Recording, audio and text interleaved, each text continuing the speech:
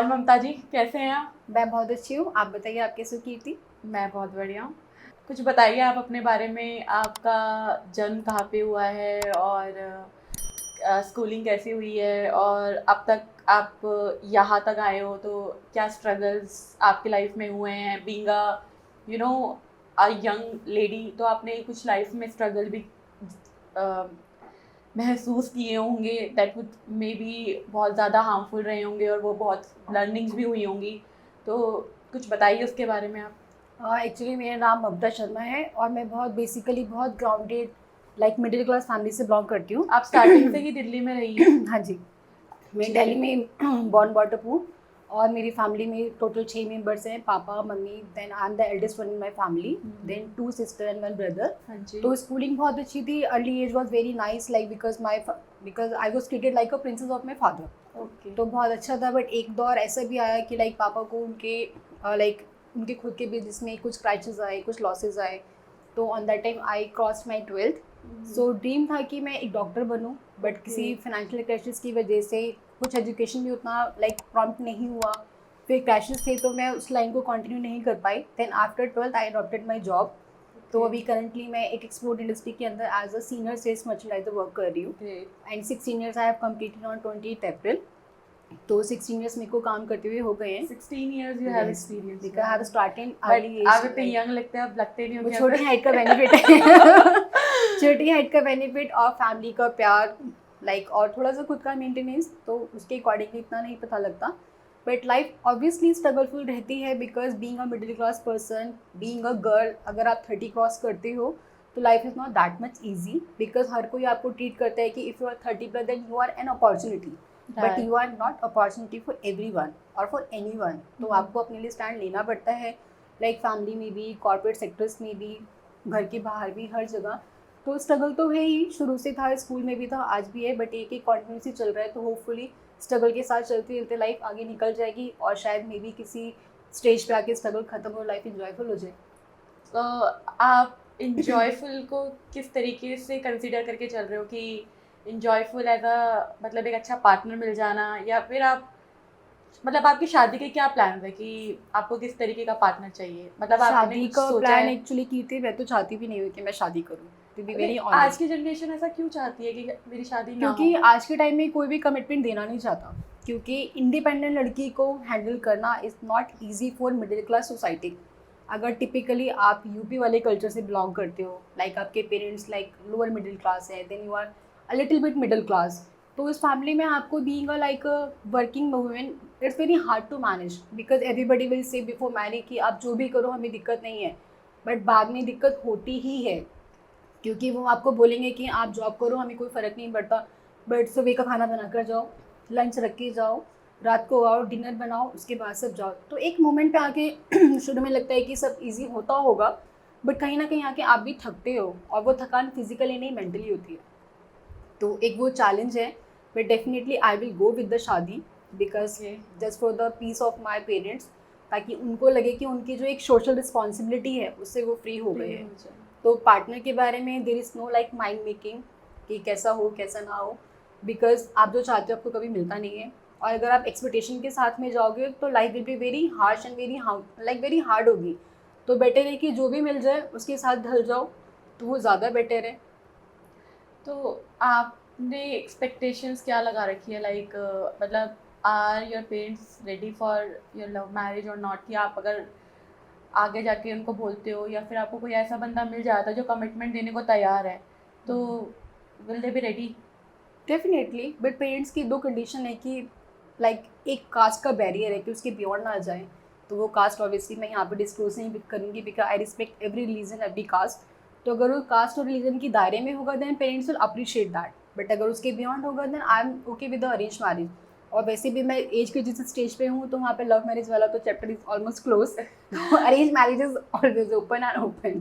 That is the exactly. Thing. But ऐसा नहीं होता है कि प्यार तो कभी भी किसी को कैसे भी हो सकता है, तो हाँ, होता है। अब it depends on destiny, because Destiny. कई बारी आप प्यार में होते हो बट कुछ सर्कमस्टांसेस ऐसे होते हैं, एक एज बैरियर, एक कास्ट बैरियर, या फिर एक आपका डिस्टेंस बैरियर, कि आप उस बंदे के साथ शादी नहीं कर सकते।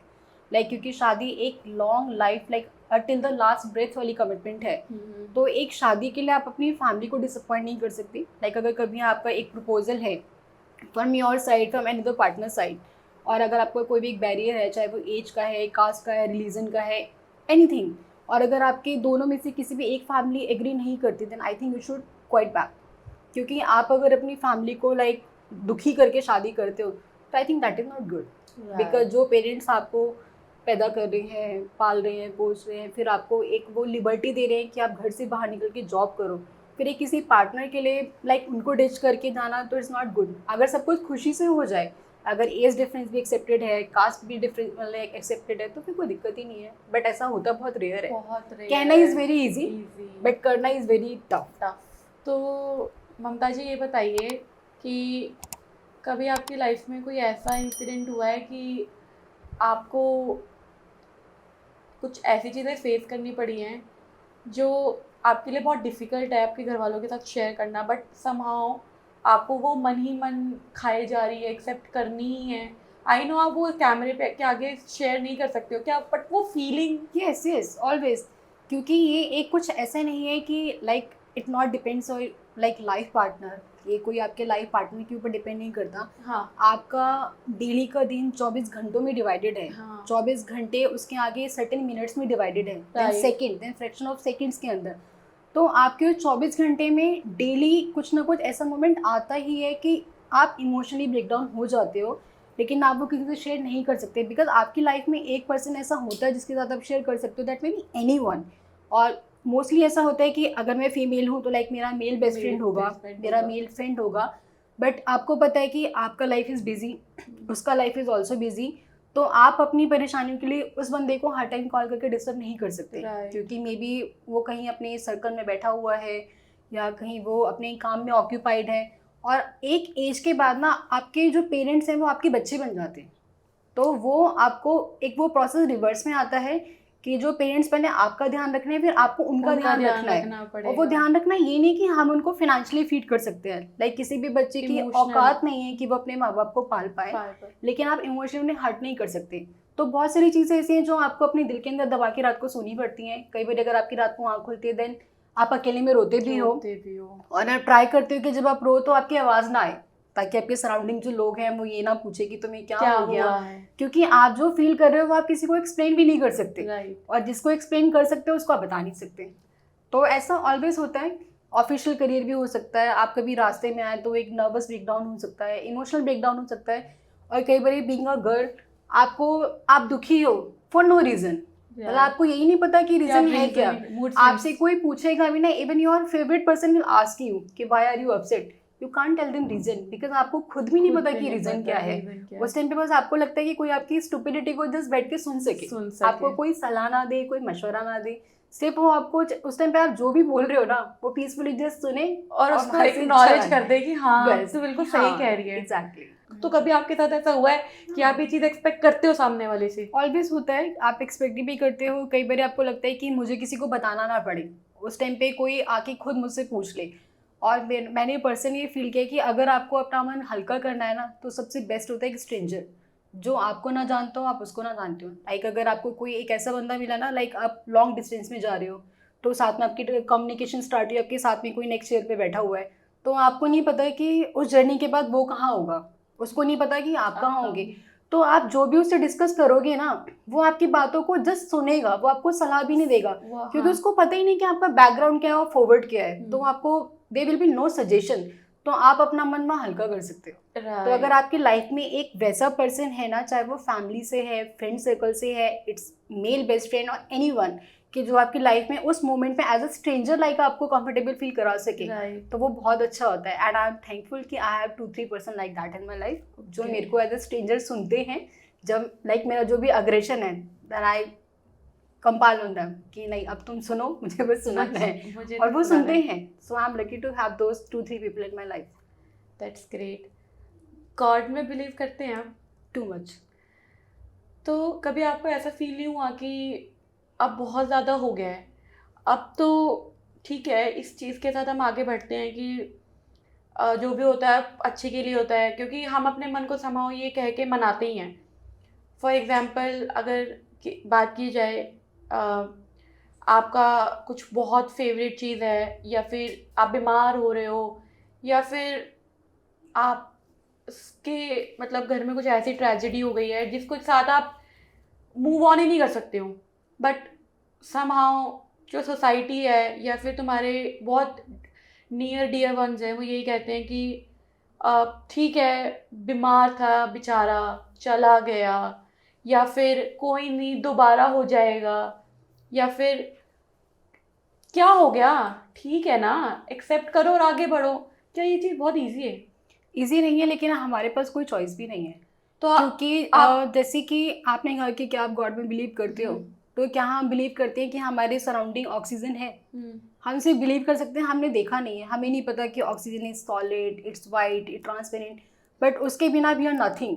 अभी जब कोविड में था, जब ऑक्सीजन नहीं थी, तो we were dependent on artificial oxygen, हम लोग ले रहे थे। तो दैट काइंड ऑफ, तो हमारे surrounding 365 days 24 hours every like fraction of second God is always with us.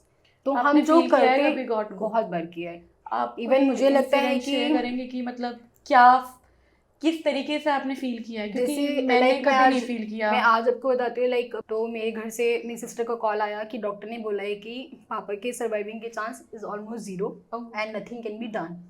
तो लाइक होता है कि being a girl you are a little bit percentage more attached to your father like compared to your mother, both are equal to you, but father से आप चाहे वो 0.1% ज़्यादा क्यों ना, बट होता है। तो then suddenly I leave my office, तो मैं घर आई तो पूरा सोचते हैं कि क्या करना है क्या नहीं करना। Then we admitted to our father to the hospital, and on that time मैंने शायद कोई भगवान छोड़ा नहीं, नॉट लाइक अ भगवान गुरुद्वारा, अगर मैं रास्ते से निकल रही हूँ कोई गुरुद्वारा मेरे सामने पड़ा है वहाँ भी मत्था टेका। उस समय मेरे को बस ये था कि दुनिया में कुछ भी है ना, लाइक वो बस पापा हैं, वो चाहे कुछ करें या ना करें, क्योंकि अगर आपके घर में आपके पेरेंट्स हैं ना तो they are like your protection. आपको कुछ नहीं पता, आपको घर में ताला लगाने की जरूरत नहीं है, आपको नहीं पता कि घर में कौन आ रहा है कौन जा रहा है, आपके क्या रिश्तेदार हैं, सराउंडिंग क्या है, यू आर वेरी फियरलेस।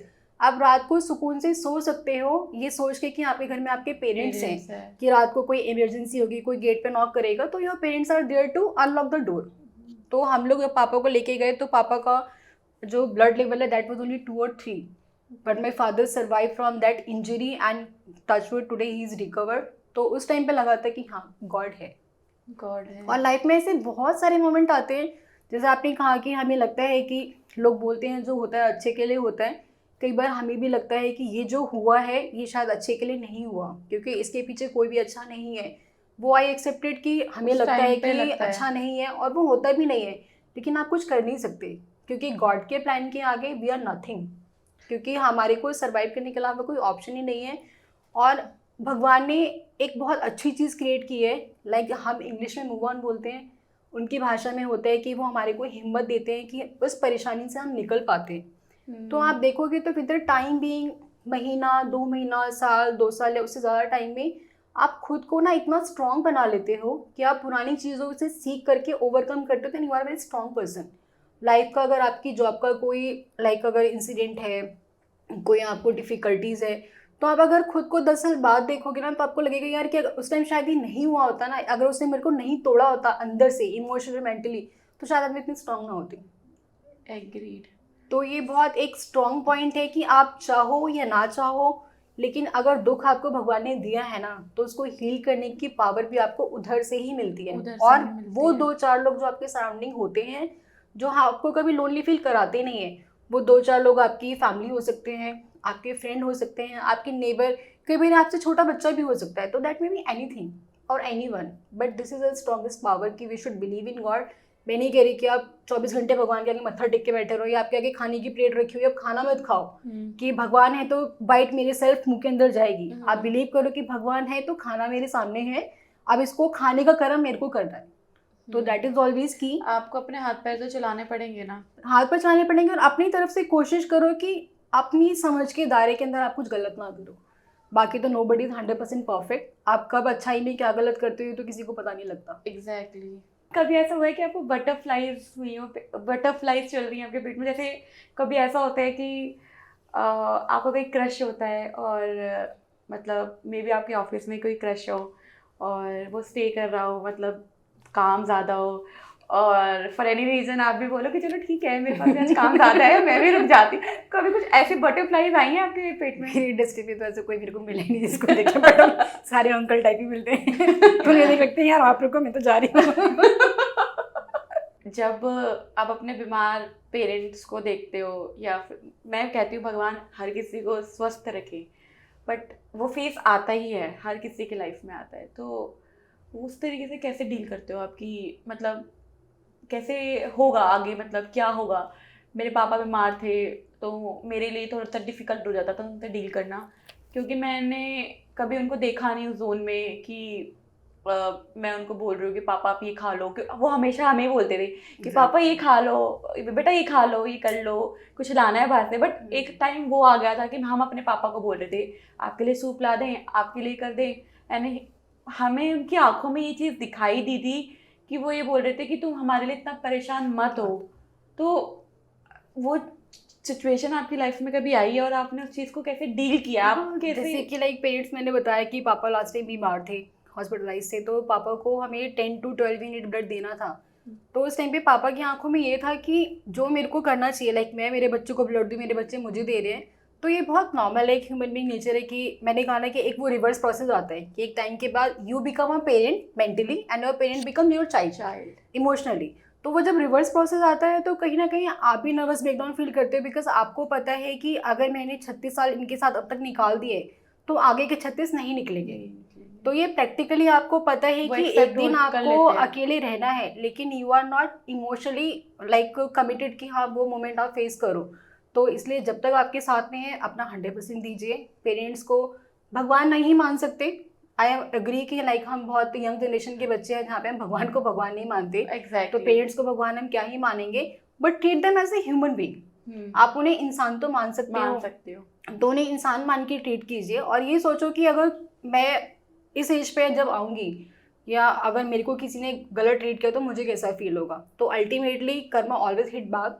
तो अगर हम अपने पेरेंट्स के साथ आदत अच्छा करेंगे तो मे बी आने वाले टाइम में हम उस लेवल तक जाए ही ना, क्योंकि हमारे बच्चे तो हो सकते हैं कि हम इंडिया में वो किसी फॉरेन कंट्री में हो, तो वो जब तक आएंगे तब तक तो we will be on like on death bed. तो हमारे को कौन ही हेल्प करने के लिए आएगा। तो बेटर है कि जब तक हैं पेरेंट्स साथ में रिस्पेक्ट दें, जितना दे सकते हैं, केयर करें जितना कर सकते हैं। फीड तो ऑब्वियसली उनको नहीं कर सकते क्योंकि किसी भी बच्चे की औकात ही नहीं कि अपने पेरेंट्स को पाल पाए, क्योंकि हमारी तो सांसें भी उनकी दी हुई है। वो सोसाइटी की सोच ही खराब है कि इनके बच्चे माता पिता को रख रहे हैं, बट उनको ये नहीं पता कि माता पिता ने उनको इतना काबिल बना दिया कि आज इतना बड़ा एम्पायर उनको खड़ा करके दे दिया, इस काबिल बना दिया कि हाँ अब हमको थोड़ा सा संभालो तुम। इट डजंट मीन कि हाँ वो हमें पाल रहे, इट मीन्स कि हाँ हमने तुम्हें वो शिक्षा दी है कि अब तुम हमें थोड़ा सैक्रिफाइसेस है। सोसाइटी का तो हम लोग अवॉइड नहीं कर पाते, इवन हमने करना स्टार्ट कर दिया है। लेकिन अभी जो हमारे पीछे जनरेशन लाइक हमारे पेरेंट्स, क्योंकि वो हमसे कुछ एक एरा पीछे हैं, तो हम लोगों को सोसाइटी को मानना पड़ता है लाइक ऑलवेज से कि 4 लोग क्या बोलेंगे। वो 4 लोग हम 4 ही हैं और कोई नहीं है, लाइक 3 हम, एक चौथा कोई और। लेकिन हमेशा लोग बोलते हैं कि 4 लोग क्या बोलेंगे, शादी कर लो, 4 लोग क्या बोलेंगे, बच्चा पैदा कर लो। तो हम कुछ खराब हो जाए 4 लोगों के सोचने के चक्कर में जो घर के अंदर हम 4 लोग हैं उनको हम खराब कर रहे हैं। तो सोसाइटी क्या कहती है आपके बारे में, आपके फैमिली के बारे में, उनको आप जस्ट भूल जाओ, इधर से सुनो और इधर तक ही निकाल दो। क्योंकि जहाँ जिस मोमेंट आप यहाँ से सुन के यहाँ पे लाते हो ना, आप अपना ही ऑरा खराब कर देते हो। फिर आपको अपनी फैमिली में अपने ही दुश्मन नजर आते हैं, क्योंकि बहुत सारे लोग आपको ये भी बोलेंगे यार तुम ही घर में सारा खर्चा क्यों करती हो, तुम्हारे क्या और भी बहन भाई नहीं है, वो भी तो करते हैं। तो ममता जी, जैसे ये हमने बहुत जगह सुना है कि कोई भी धार्मिक प्लेस पे अगर हमें जाना होता है तो उससे पहले ये बोला जाता है कि ठीक है जब भगवान का बुलावा आएगा तब जाएंगे, चाहे वो कोई भी जगह हो, धार्मिक जगह, खाटू श्याम हो, महाकाल हो, वैष्णो देवी हो। तो एक्चुअल में हम इस चीज़ का वेट करते हैं कि जब बुलावा आएगा तभी जाएंगे, ये रिलेट करती है शायद। क्योंकि मैं बहुत सालों से केदारनाथ जाने का सोच रही, बट मैं आज तक नहीं जा पाई। तो हो सकता है कि शायद मेरा भी इनविटेशन ही ना आया हो। क्या पता आपकी अंदर की जो इम्यून है वही आपको सपोर्ट ना कर रही हो कि हाँ, हो सकता है। लेकिन मैंने वैष्णो देवी का तो मेरे सामने बहुत लाइक लार्जेस्ट एग्जाम्पल है कि मैंने बहुत लोगों को देखा है कि वो घर से निकले हैं, रेलवे स्टेशन पहुँचे हैं, रास्ते में वो कंटिन्यू लेट होते चले गए, उनकी ट्रेन मिस हो गई। या उनकी टिकट्स कैंसिल हो गई। तो बहुत बार वैष्णो देवी का I have very like largest example कि लोगों ने बहुत कोशिश की कि वो जाएं बट वो नहीं जा पाए, या किसी ने कोशिश नहीं की। लाइक मेरा सडनली प्लान बना कि मुझे जाना है, I check the train ticket not available, मैंने आपको कॉल किया कि कीर्ति मैं वैष्णो जा रही हूँ, तू चलेगी साथ में? तो आपने बोला हाँ चलूँगी। देन हमने बस अरेंज की और हम चले गए। तो ये एक फैक्ट है कि अगर आपको इनविटेशन आया है तो आप जाते हो, तो ही क्योंकि जाओगे। भगवान के पास आप बिना बुलाए नहीं जा सकते। जा सकते वो तो दूर की चीज़ है, आप दिल्ली में छतरपुर मंदिर नहीं जा सकते। कितना लाइक हम तो दिल्ली में तो ही वो है, कनेक्शन है तो कि वो भगवान कनेक्शन है। तो मैं तो ये स्ट्रांगली फील करती हूँ कि अगर आपके अंदर से एक मिलने की चाह है कि मेरे को इस भगवान से मिलना है, और अगर वो कनेक्शन आपका बनता है तो वहाँ से आपको बुलावा ज़रूर आएगा। लेकिन शायद इनिशिएट हमें खुद करना पड़ता होगा। लाइक हम मन में एज्यूम करें कि हाँ यार मेरे को वहाँ जाना है, तो आप डेली लाइक उस चीज़ को होता है कि आप उसको चैंटिंग करो या उसको लाइक डेली सोचो कि यार मुझे आना है, प्लीज़ मुझे बुला लो, तो वहाँ से इन्विटेशन ज़रूर आएगा। लेकिन अगर पहल तो हमें करनी पड़ेगी, बट हाँ देयर इज़ अ कनेक्शन कि आप चाहते भी हो, फिर वो आपको इन्विटेशन देंगे, then you will go. Like अगर किसी घर में शादी है, आप चाहते हो कि मैं उसकी शादी अटेंड करूँ, बट अगर इन्विटेशन नहीं आएगा तो आप नहीं जाओगे। तो आप बिलीव मुझे करते हो लगता है कि manifestation will work always work. तो आपकी लाइफ में कुछ ऐसा हुआ है कि आप मैनिफेस्ट कर रहे हो और वो हुआ है मेरे को पॉजिटिवली? तो लगता है कि शायद अगर मैं आज सरवाइव कर पा रही हूँ लाइक कॉर्पोरेट इंडस्ट्री के अंदर या चल भी रही हूँ, तो एवरीथिंग इज़ लाइक मैनिफेस्टिंग। चाहे वो मेरी ना हो, मेरे पेरेंट्स की हो, मेरे सराउंडिंग लोगों की हो, तो it always work for me. तो आई स्ट्रांगली बिलीव कि हाँ ये सब वर्केबल है। लाइक गॉड में बिलीव करो या यूनिवर्स में करो, फिर काम तो करता है। अभी रिसेंटली कुछ चीज़ें ऐसी भी हुई हैं कि स्पीकर्स बोलते हैं कि चीज़ें इग्नोर करना सीखो और चीज़ों को भूलना सीखो, मूव ऑन करना सीखो, बट वो इतना इजी नहीं होता है। जैसे कि आपने अभी बोला कि 24 घंटे में हमारे पास बिल्कुल भी टाइम नहीं होता, हम उसको लेट गो ऐसे नॉर्मली कर देते हैं, बट अगर हम उससे कनेक्ट करें ना तो हमें लगता है कि हम फिर उसी में उलझे रह जाएंगे, हम अदर काम तो कर ही नहीं पाएंगे। तो इस बात से मैं आपकी बिल्कुल एग्री करती हूँ। आप इसे don't take it personally, but मुझे आपसे क्वेश्चन करना, और मेरा क्वेश्चन नहीं है, मैं आपको ये चाहूँगी कि एडवाइस दो उन सब लड़कियों को जो 30 क्रॉस कर गई हैं, जो अपनी फैमिली को सपोर्ट कर रही हैं और जो चाहती हैं कि मेरी फैमिली कभी वो तकलीफ़ ना सहें जो मैं बैक में सह रही हूँ। राइट, आप बहुत तकलीफ़ सह रही होंगी या फिर आपके दिमाग में बहुत सारी उलझनें होंगी, आप नहीं बताना चाहते अपने घर वालों को, वो आप अपने तक ही रखना चाहते हो। लेकिन समहाउ हर लड़की जो 30 क्रॉस कर गई, जिनकी शादी नहीं हुई, वो भी कर रही होंगी, तो उनको क्या पॉजिटिवली बात बोलना चाहो कि हाँ वो कॉन्टिन्यूस चीज़ को कर पाए और वो आगे बढ़ती रहे? कुछ तो है आपके जितनी पास? भी लाइक आज के टाइम में यूथ गर्ल्स हैं, चाहे वो अंडर 30 हैं, अबव 30 हैं, एट एनी एज, तो बीइंग अ गर्ल मेरा तो सिर्फ एक यही सजेशन है कि सबसे पहले अपने पेरेंट्स की सुनो, उसके बाद में अपने मन की सुनो। जनरली क्या होता है कि हम ये फॉलो करते हैं कि पहले अपने मन की सुनो फिर अपने पेरेंट्स की सुनो कई बार। लेकिन हमारे पेरेंट्स के पास ना एक सर्टेन लेवल एक्सपीरियंस ज़्यादा है ज़िंदगी का, क्योंकि वो जिस एरिया से आए हैं, क्योंकि उन्होंने पेनी पेनी जोड़ के रुपया कमाया है। हम लोगों ने शुरुआती 100 रुपये से की है, हमें पता ही नहीं कि रुपया होता क्या चीज़ है। तो पहले अपने पेरेंट्स की सुनो, फिर अपने मन की सुनो, और अगर आपको दिल से आवाज़ आ रही है ना कि जो आप कर रहे हो ये सही है, तो always go on that thing.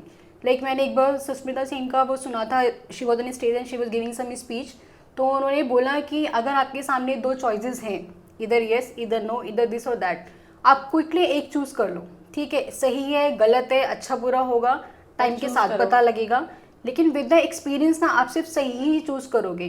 तो एक टाइम के बाद आके अगर आप 30 क्रॉस हो, आप डेडिकेटेड हो, पैशनेट हो, अपने पैशन को फॉलो करो, डेडिकेशन में रहो, 4 लोगों की बातें ना सुनो। वो 4 लोग चाहे आपके ऑफिस कुलीग हैं, सराउंडिंग है, रिश्तेदार हैं, जो भी हैं, आप अपने अंदर एक इतना इंस्पिरेशन और मोटिवेशन लेकर आओ कि आप जो कर रहे हो वो सही कर रहे हो।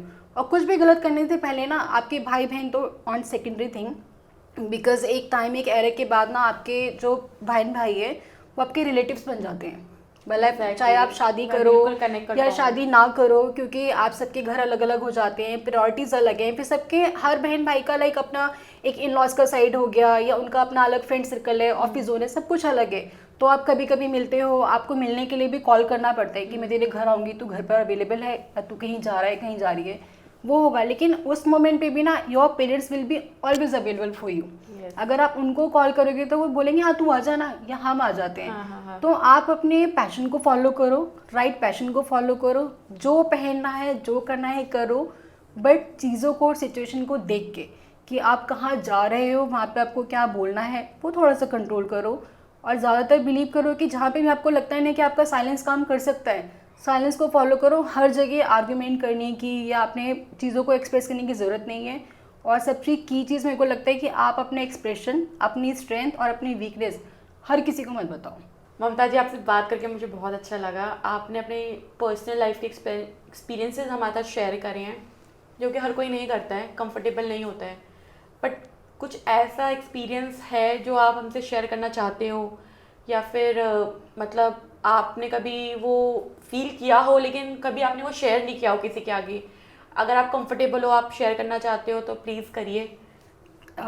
मैं तो सबसे पहले आपको थैंक यू बोलूँगी कि ये आपका एक नया स्टार्ट है जो आपने न्यू बिगिनिंग किया। आई am the first guest because I am not a celebrity, Yeah. But you made me like a celebrity, so it's like a very good thing for me. और आपने मेरे से जानने की कोशिश की कि हु एम आई, तो मे बी मैंने शायद दिल खोल के अपने बारे में बताया है कि मैं क्या फील करती हूँ। बट मेरा एक मैसेज जो मुझे लगता है कि somehow at any point हम नहीं कर पाते, वो शायद हम अपने अंदर के बच्चे को मार देते हैं। कि लाइक हमें हमेशा बोला जाता है यू आर 35, यू आर 40, ऐसी हरकतें क्या तुम्हें शोभा देती हैं? ऑफकोर्स देती हैं, क्यों नहीं देती? क्या हम बचपन जी नहीं सकते? तो आप किसी भी एज पर हो, आप अपने अंदर के बच्चे को जिंदा रखिए, बट सिचुएशन और कंडीशन देख करके। जहाँ पे आपको लगता है कि आप अपने अंदर के बच्चे को बाहर ला सकते हो, लेकर के आइए। मेडिटेशन कर सकते हो, कीजिए, योगा कीजिए। कुछ नहीं कर सकते, कोई 1% 2% जिससे बात करके आपको अच्छा लगता है बात करो, गाली दो, पर्सनल बातें शेयर करो, रैंडम बातें करो, एक दूसरे को सुनो, जो मर्जी करना है करो, लेकिन दिन में 5 या 10 मिनट सिर्फ खुशी के निकालो। कभी फील जिससे कि होता आप है खुश कि हो। आप अपने पेरेंट्स के आगे वही बच्चे बन जाओ जो पहले थे? मैं आज भी बन जाती हूँ आज जब भी मुझे मौका मिलता है। लाइक अगर मुझे लगता है तो मैं पापा के कंधे पे, मतलब मेरे को ऐसा लगता है कि अगर मैं बहुत ज़्यादा दुखी हूँ, बहुत परेशान हूँ, और like my father is sitting anywhere in my house, और अगर मैंने उनके कंधे पे सर रख दिया है ना, for a fraction of second मैं सब कुछ भूल जाती हूँ। मुझे लगता है कि ये एक ऐसी चीज़ है जो मुझे यहाँ मिल रही है बट मुझे कहीं नहीं मिलेगी। मैं कभी मम्मी लेटी हुई है रैंडम एट एनी कंडीशन, उन्होंने घर पे कोई नाइट सूट पहना हुआ है, साड़ी पहनी हुई है, जैसे रैंडम आप उनकी गोद में भी लेट गए, तो मैं आपको लगता है कि ये एक ऐसी जगह है जहाँ मैं कभी बड़े हो ही नहीं सकती। और मैं इनके लिए, मतलब इनको फ़र्क नहीं पड़ता कि इनकी बेटी CEO है, कंपनी की ऑनर है या क्या है, इनके लिए आप आज भी वही हो जो आप एक लाइक सर्टेन एक मिनट वाले बच्चे थे। और आपको खुश देखकर सबसे ज़्यादा आपके पेरेंट्स ही खुश होते हैं। उनको कोई फ़र्क नहीं पड़ता कि आप कितना कमा रहे हो, किसके लिए कमा रहे हो, वो हमेशा आपको ग्राउंडेड ही देखते हैं और वो आपकी खुशी में प्योरली प्योरली प्योरली खुश होते हैं। तो मैं ये बोलती हूँ कि भगवान को सेकंड प्रायोरिटी पे रखो, put your parents on first priority, don't treat them like a God, just treat them like a human being.